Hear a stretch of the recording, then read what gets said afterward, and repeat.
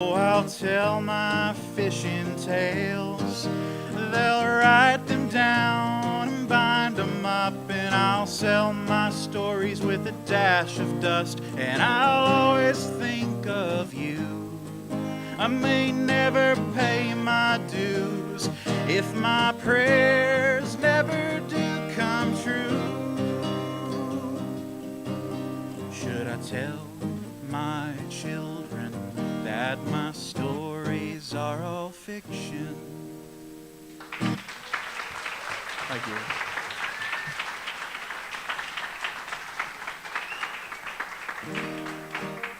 A big part of my afternoon session is going to be about how we can write a lot of things other than love songs, but I'm going to do one anyway. This song's called Redwood.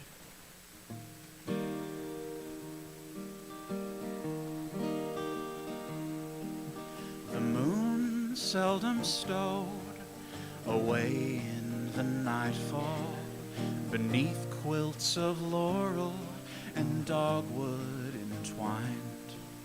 The mountain stood wide as a wildfire before me, until that old redwood grew square in my eye.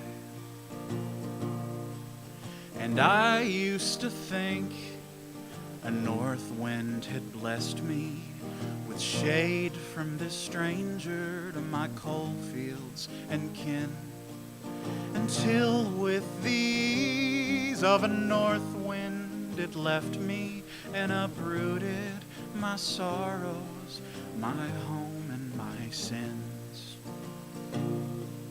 Redwood, if I could tear you down, I would.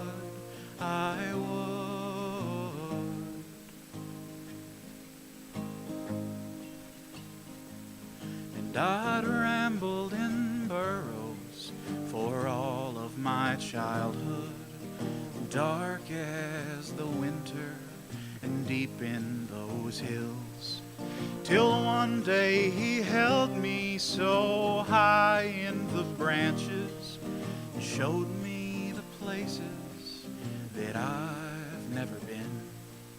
Before that redwood, I was scared of changing. I built my life from the stones of these hills. But a cold day was looming and took down my redwood.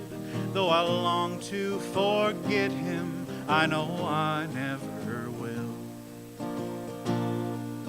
Redwood, if I could tear you down, I would.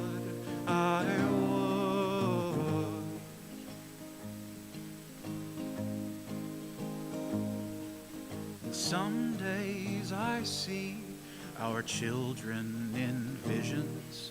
They'd revel on rope swings hung high in the trees. They'd climb like their fathers in days past before them, in memories that linger as deep as the sea.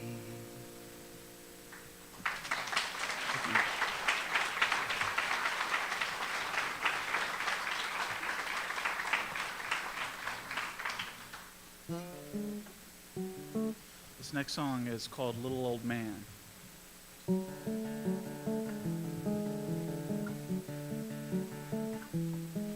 There's a little old man in his little blue pickup truck, his St. Bernard beside him in the seat. He's well on his way this afternoon to the post office, stopping by the market to pick him up some fruit. In the bustling of the town, he picks out a crate of oranges, 2 cents a pound, and takes the oranges home.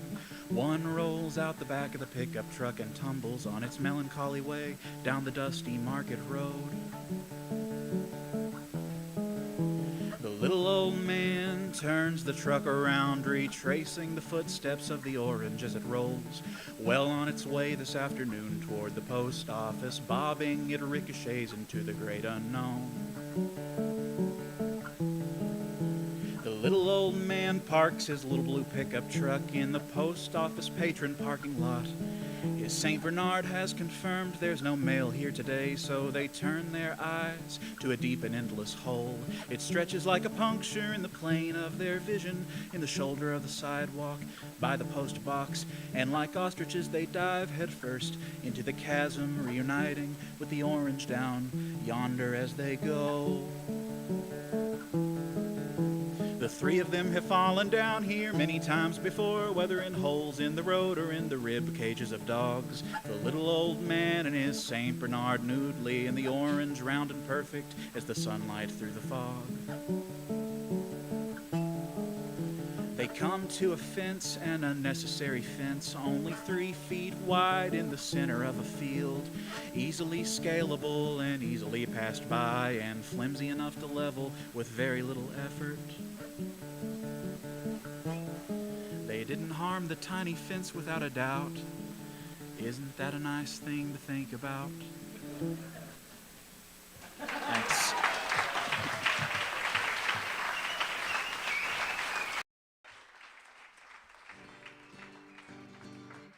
I'm super happy to be here, but I don't like summer. So I'm going to do a winter song. I need it to be colder. The song is about a leaf.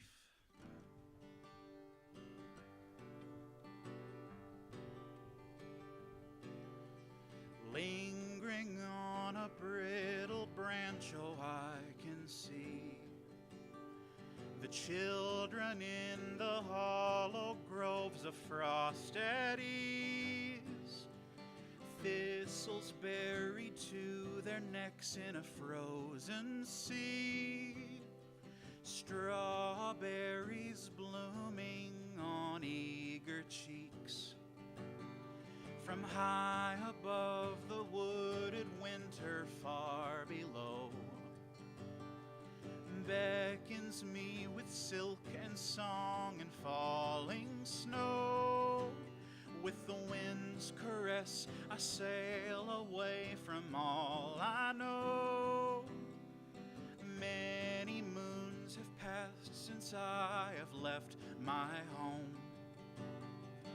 Wanderers in early light have passed me by. I find my place these chilly days by their side, lost in winter wild. My brothers and my sisters falling from the trees, waltzing in the wind as they fall to sleep. The crunching of our stillness just beneath their toes. So much beauty in our resting souls. Wonders in early light have passed me by.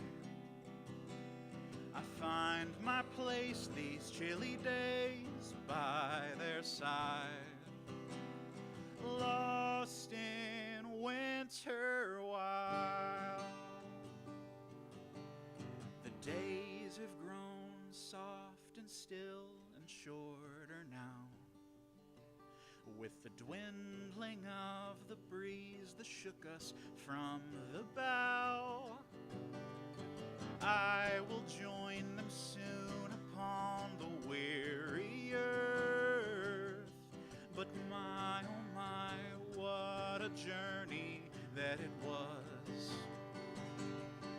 Wonders in early light have passed me by. I find my place these chilly days by their side, lost in winter wild.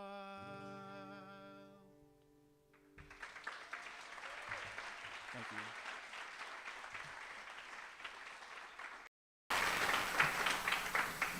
Do a little quick track. This is from our newest record. This song's called Tiny Green Bucket. Tiny green bucket, what were you holding to have made someone drop you and leave you behind? I will retrieve you and fill you with water and sprinkle my garden with contentment and pride.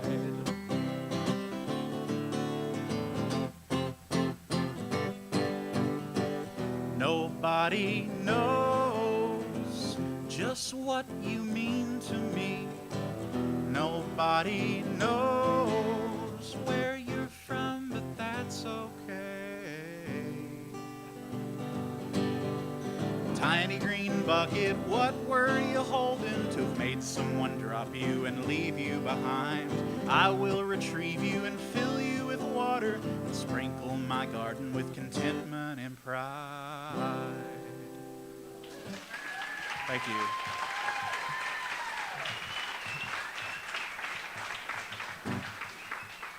I got two more for you, and I'll call it a night.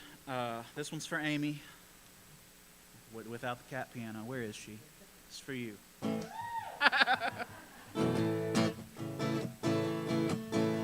The cat on the left is no better than the cat on the right.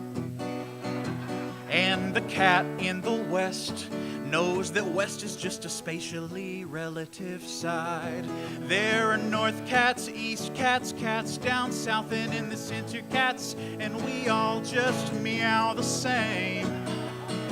It's a cat kind of game.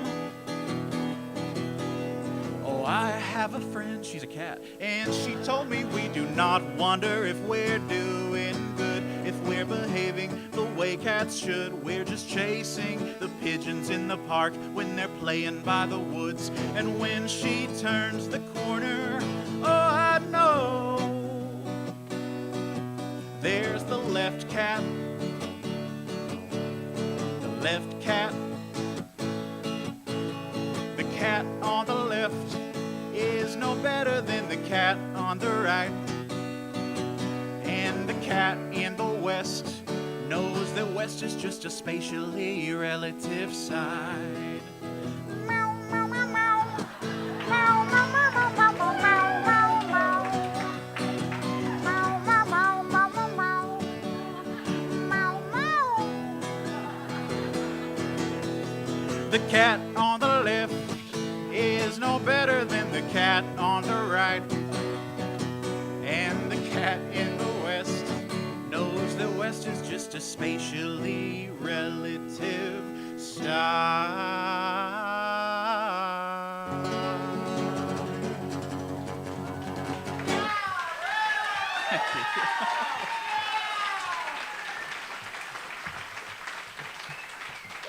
Thank you all.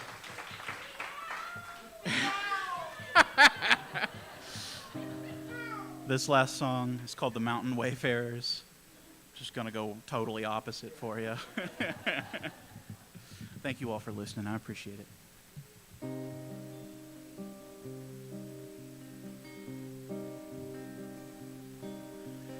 I know when I grow old, I'll grow like hazel in the cold, wet snow. I did not foresee a lonesome soul who would melt me even when the cold wind blows. A voice as deep as the river runs. He told me, sir, I've lost my gun, I've lost my home, and my stores are none. I'm a wayfarer with the waning sun.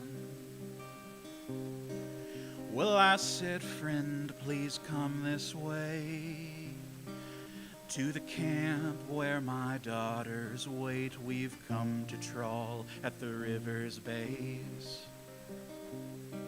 We're wanderers to these days.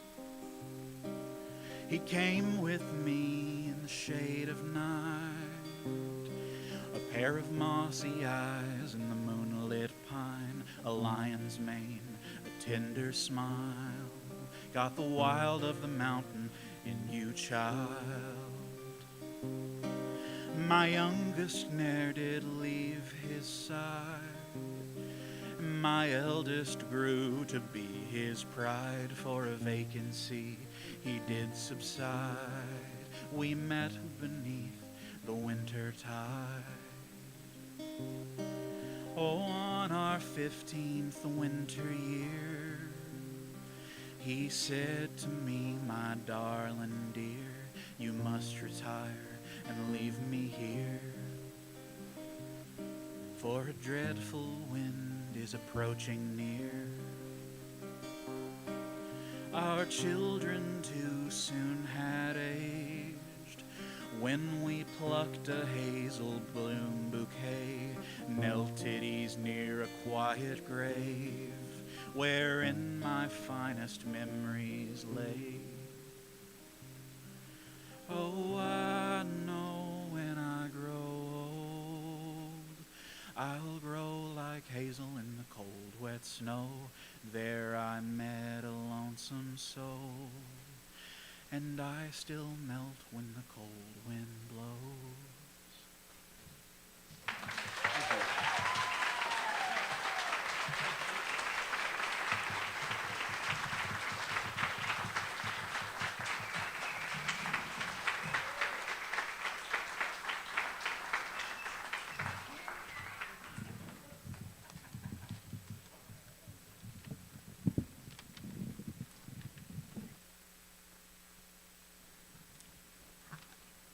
I'm Rachel Holbrook, and tonight I have the honor of introducing Misha Marin.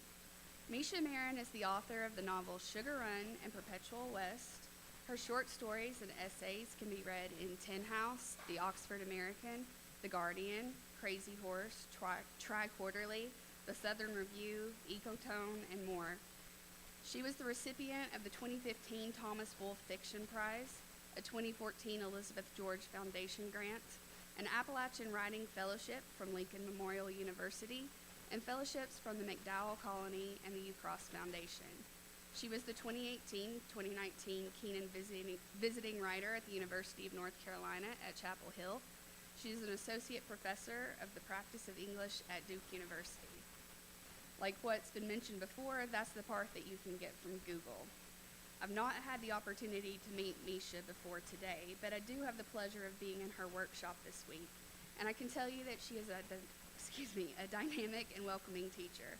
And after taking a little walk with her and her gorgeous dog, Billie Jean, I can tell you that she is also a warm and open-hearted person. In just a short conversation, I discovered she is originally from West Virginia. Her favorite band is Black Sabbath, and she likes a good old-fashioned, so somebody needs to hook her up this week. Gail, I heard you make a good one. I asked her the kind of question that you either love or hate. Why do you write? Misha told me that a bad day writing is better than a no-writing day. It just makes her feel better. It's not that she enjoys the writing itself so much as it's good for her mental health, and I dare say a lot of us can agree with that. It was a pleasure having a short chat today with Misha, and it is my honor to introduce her tonight. Please welcome Misha Marin.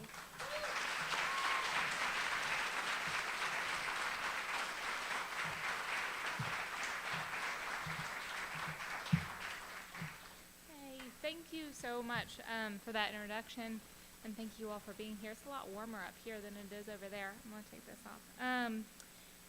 I'm really happy to be here this week. I'm happy to be sharing this space that I've heard about for a long time, but this is my first time here. I'm going to read from a new book that's coming out in May. This is the first time that I've read to people from it. We'll see how it goes. The book is called Shay. This chapter is called Flat Mountain. The first woman I ever had sex with died the next day. Or maybe not. I'd had sex with Cam already, of course, but Cam wasn't a woman yet the last time we did it. That's not true. I'm sure Cam was always a woman, and I just didn't know it. Anyhow, it must have been July or August, because the cicadas were out screaming now, now, now. The branches were fat with them. They know better than we ever can how fast we're headed down, how little time. They're greedy, and it makes sense. I was still nursing Eva some, but my tits had started to dry up. Mostly she was in Charleston with Cam or at home with me and Mom. Me, though, I was usually out with whoever would message me back. The pills were running low. In Hinton they had black tar, but I hadn't tried it yet. This night, though, it wasn't Eva at home and me out in the woods. Natasha had a baby, too, younger, probably only 6 months old, and Natasha had a place up on Flat Mountain where she could crash, a big old farmhouse. Looked like it was judging us. I met Natasha at a river party. She skipped rocks with a shimmering, strong pitcher's arm and didn't care if I laughed too soon at every joke. She got muddy and her shirt come open in the front and in front of everyone, and she just pointed up at the full fucking beautiful moon. She was a Crookshanks. She was a little older than me, probably 19 to my 17, and I kept thinking about how much Cam would have liked her. Natasha had a good smile, and she really listened. She had a plan for us. We were going to set up house together with our babies up there on Flat Mountain. We drove her car up in the evening, everything glowing smudgy green and the sun taking its time.